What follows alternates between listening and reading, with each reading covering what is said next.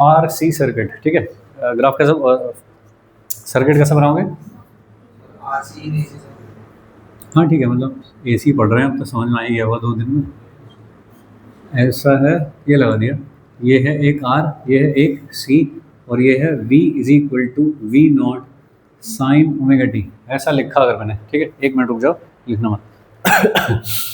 यहाँ पे मैं लिख रहा हूँ V is equal to V naught sine omega T, ऐसा।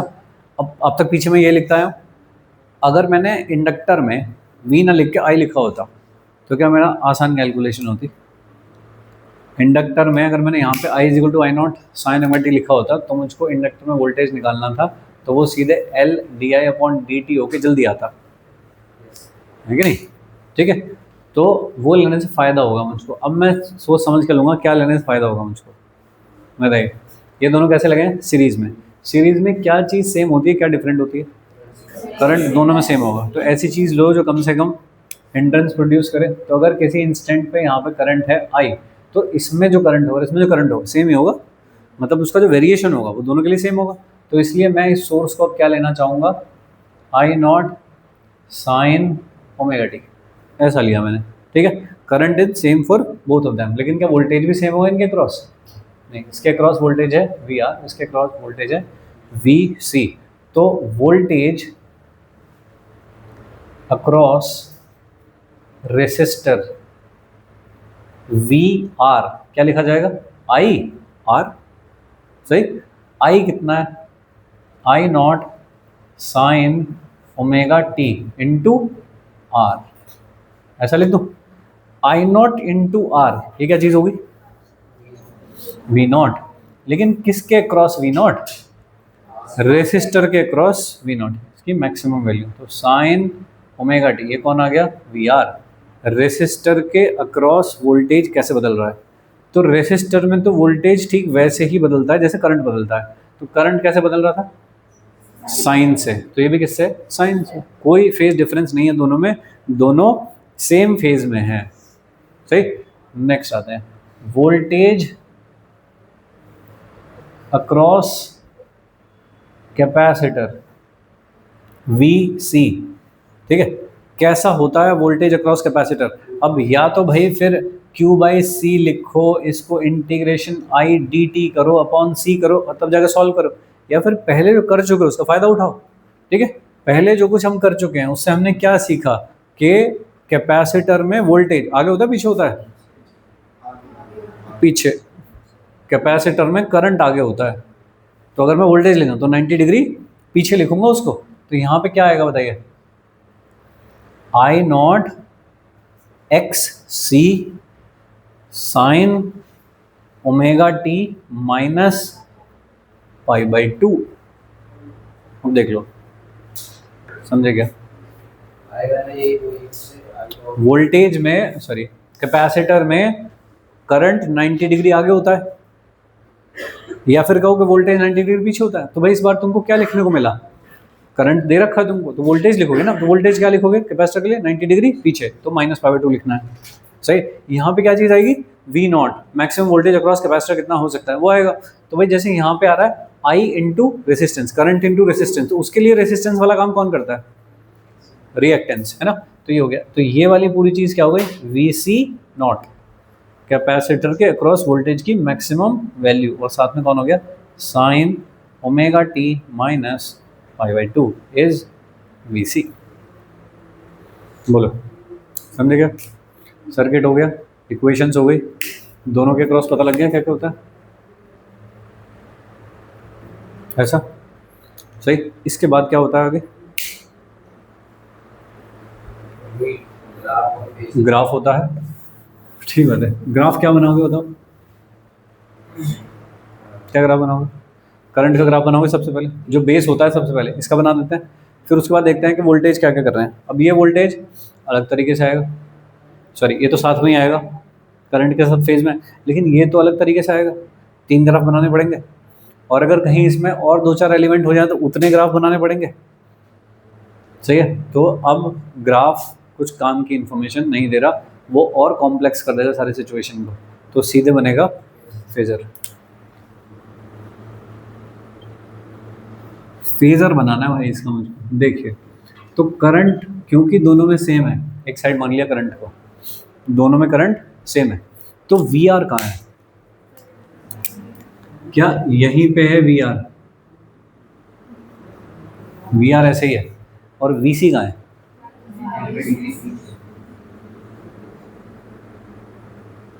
यहाँ है वी सी। ठीक है, दो दो वोल्टेज थोड़ी देखूंगा, पूरे सर्किट की वोल्टेज देखूंगा ना कितनी है, तो इनका नेट कितना हो जाएगा। अब देखिए, ये वाला कैसा है फंक्शन है साइन, ये वाला कैसा फंक्शन है कॉस, मतलब माइनस बाहर लेके करूँगा तो माइनस कॉस फंक्शन है। ठीक है, कल हमने एक सवाल करा था क्या, a sine omega T plus b cos omega T, finally सब कुछ बंद करके तो साइन में ही ले आया था ना मैं उसको। तो इन दोनों को जब मैं जोड़ूंगा तो फाइनली साइन या कॉस में ही आ जाएगा ना सब कुछ। लेकिन इनको जोड़ने का वो तरीका अच्छा नहीं लगा था मुझको, दूसरा तरीका अच्छा लगा था। वो कौन सा था? वेक्टर वाला। इसका मतलब इन दोनों को, वेक्टर नहीं है ये, लेकिन वेक्टर की तरह ट्रीट करके ऐड कर सकता हूँ नेट वोल्टेज निकालने के लिए। तो नेट वोल्टेज इनकी दिस प्लस दिस नहीं होगी, तो सीधी जोड़ दो कि स्केलर है, जोड़ दो। स्केलर तो तब जुड़ती ना जब सेम टाइम पे सेम जगह पे होती। ठीक है, तो इसलिए अब कैसे जुड़ेगी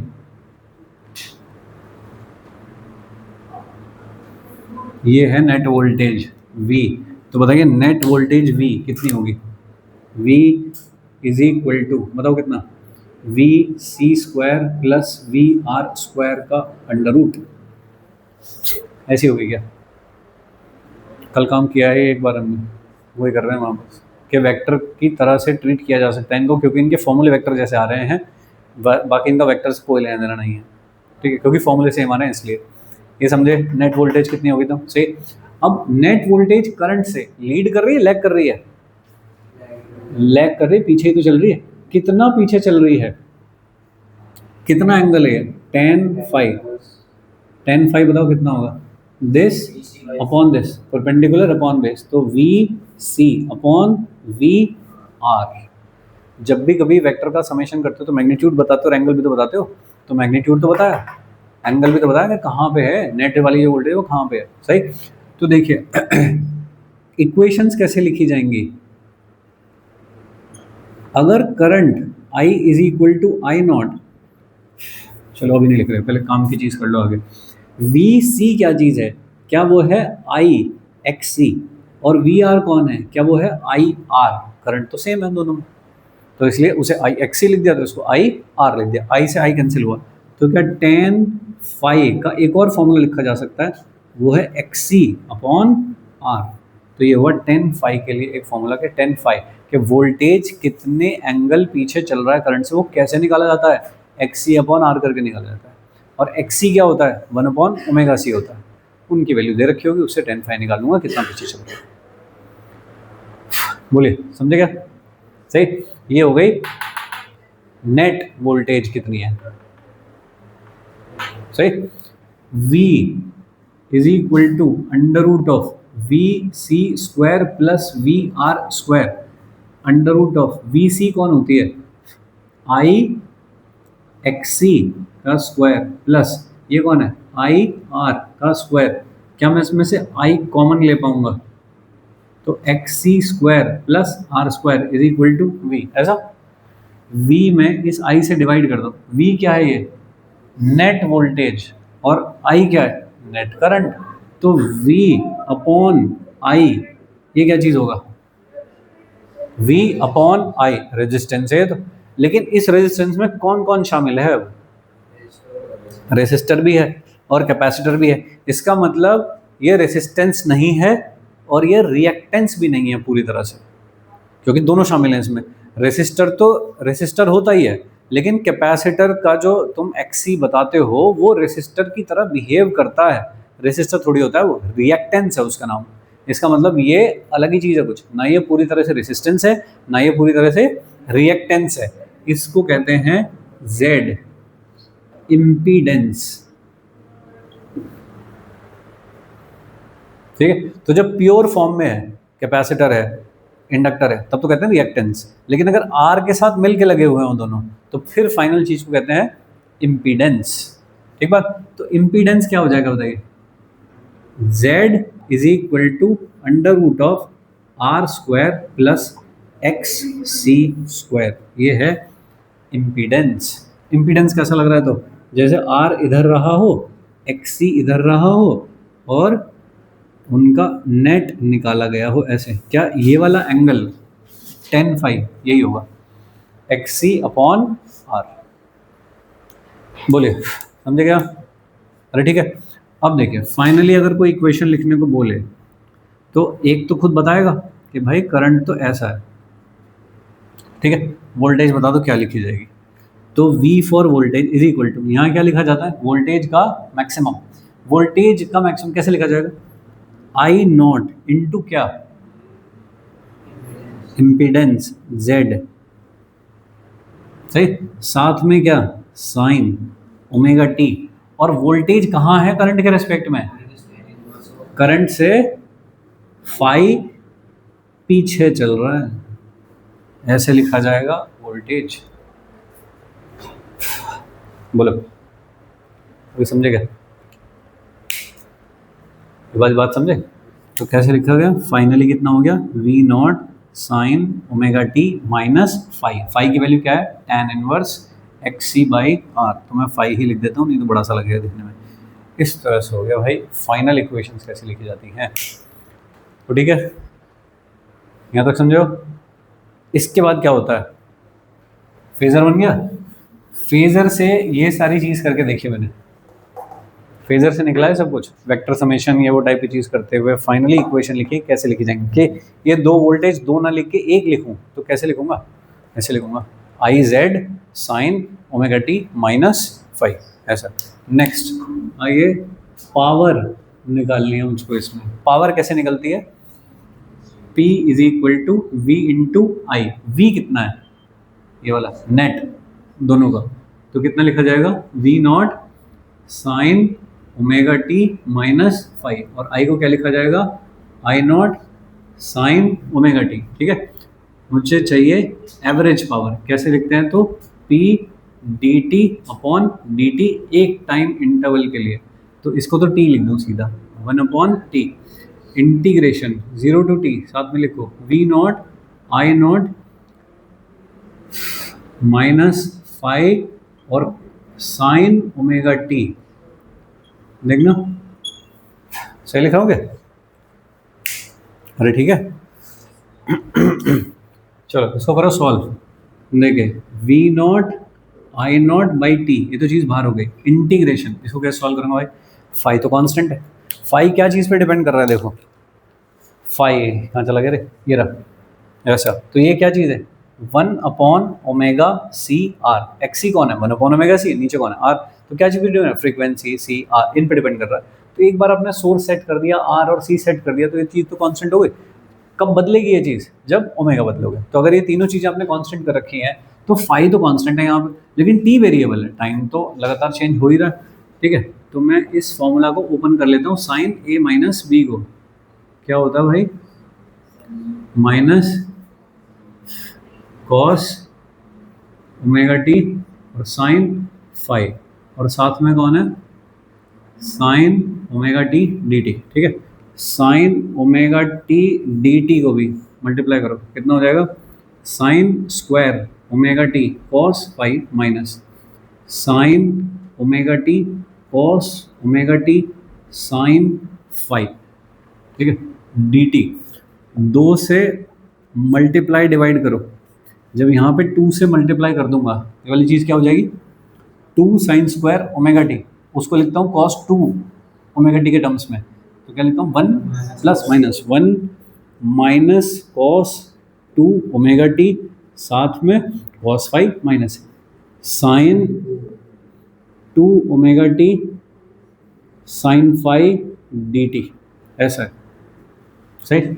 इसको करना है भाई इंटीग्रेट, कॉस ओमेगा टी एक पूरे टाइम इंटरवल में इंटीग्रेट करोगे 0 आएगा, सही है।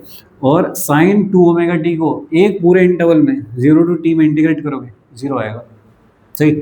तो ये भी मर गया और ये भी मर गया, ये मरा इसको लेके मरा, लेकिन ये जिंदा बच गया इसके साथ, 1 भी तो था यहाँ पे, तो यही तो 0 हुआ इंटीग्रेशन होने के बाद, ये तो बचा। 1 का इंटीग्रेशन क्या होगा, टी, टी में टी रख दोगे तो हो गया कैपिटल टी, क्या बचा देखो, V naught I naught by 2T into T cos phi बचा गया, टी भी कैंसिल हो गया, तो V naught I naught by two cos phi. सही, इसको थोड़ा और ठीक कर लो, V R M S I R M S cos phi, ऐसा सही है। ये है इसका पावर डिसिपेशन। अब भी अच्छा नहीं दिखाई दे रहा, V R M S, V क्या चीज है, अब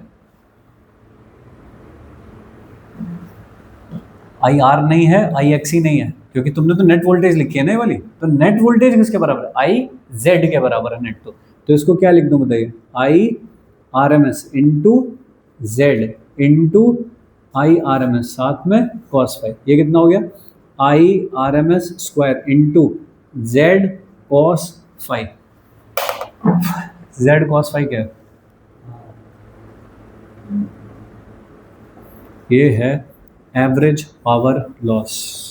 ठीक है, तो यहाँ से ये दिखाया गया भाई कि अभी भी जो भी पावर डिसिपेशन कर रहा है वो रेसिस्टर कर रहा है, कैपेसिटर का कोई लेना देना नहीं है उससे। सेम वही फॉर्मूला आ रहा है जो सिर्फ आर के लिए आया था। तो सी का कोई कंट्रीब्यूशन नहीं है, सी का पावर डिसिपेशन जीरो ही है।